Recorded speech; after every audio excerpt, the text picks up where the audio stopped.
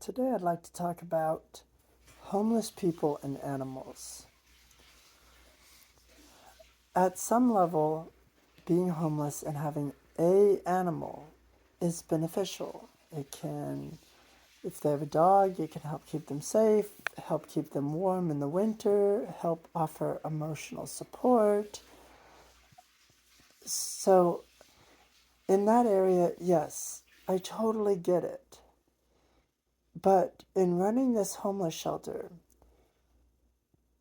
I just don't understand people that have a ton of animals. I spent 2.5 years on the streets, and in that time, I knew I could not take care of myself, and that there was no way I was going to take care of an animal too.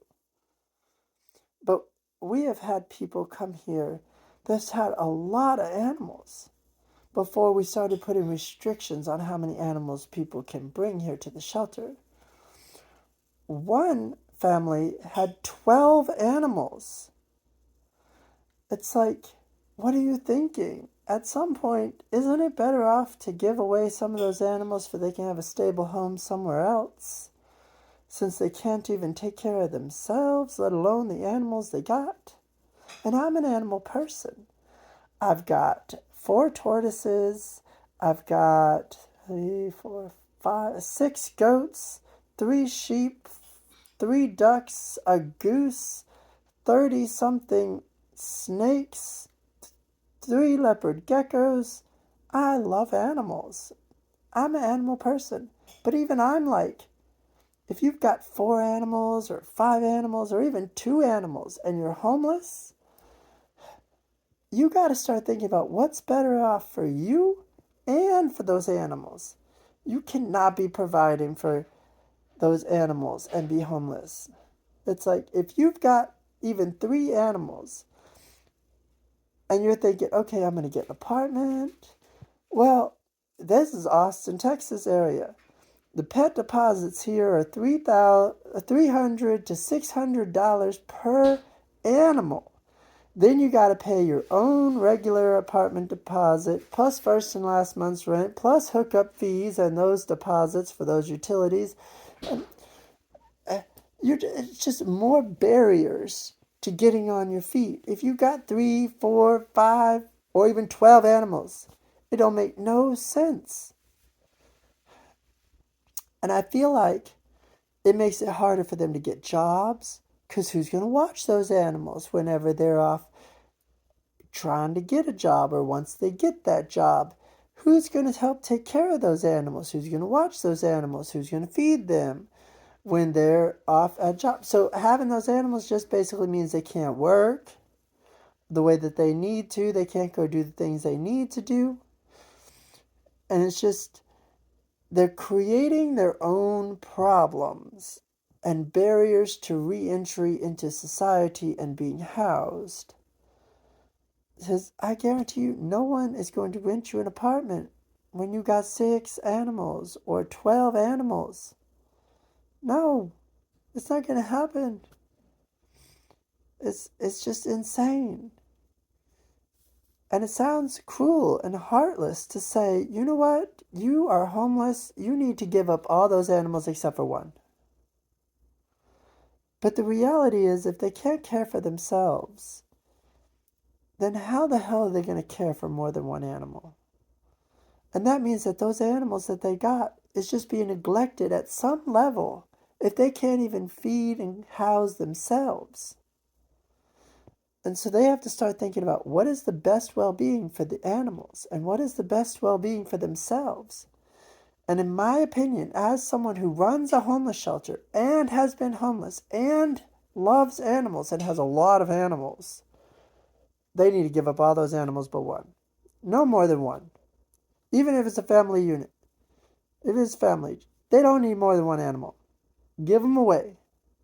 Find a new home for them. That is the reality. You can't feed and house yourself. You cannot feed and house a whole zoo of animals. And I know it sounds difficult. And it's hard. People love their animals.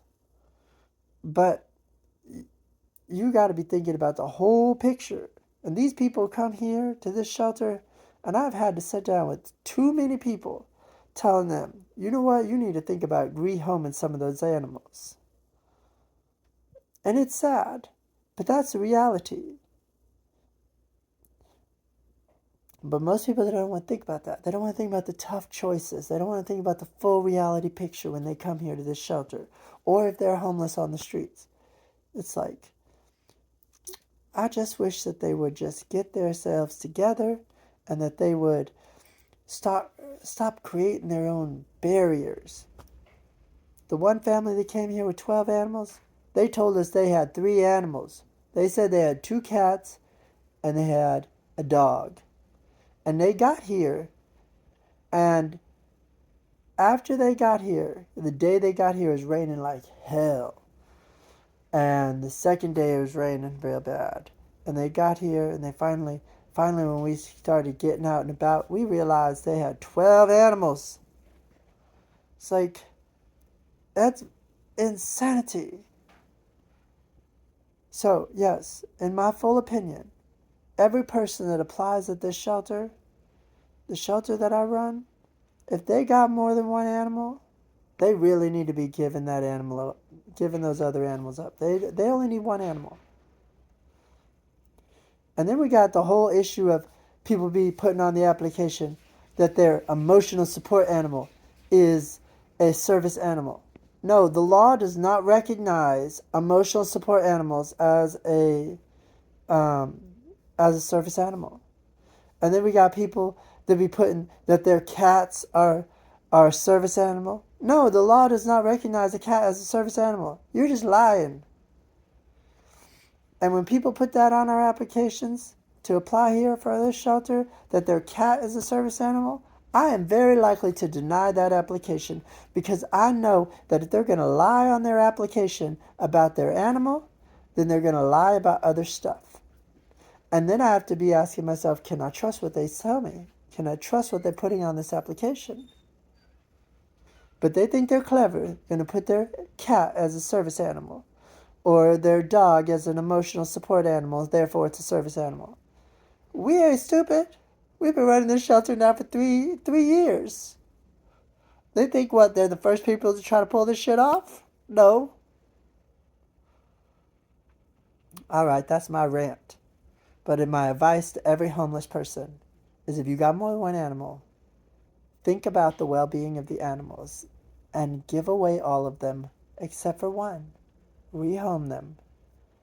It's in the best interest of yourself, and it's in the best interest of the animals.